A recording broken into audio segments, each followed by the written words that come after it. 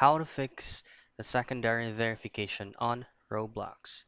Now there are things that you'll have to check first and do the troubleshooting.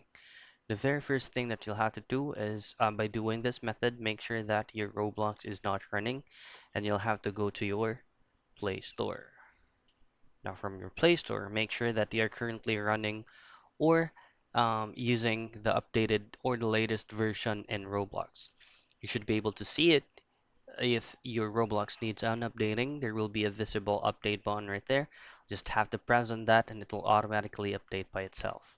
Now it is usually happening for some bugs or errors. So all you have to do is to clear cache with the Roblox application once it is fully updated. So press and hold on your Roblox app and just press on the eye icon right here or the information.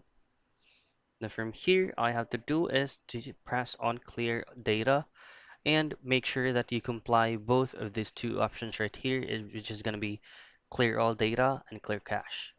Now, once everything is fixed and you should be able to see email secondary method, make sure that the email address that you're using from your Roblox account is has still some storage with it so that you'll be able to receive that verification code.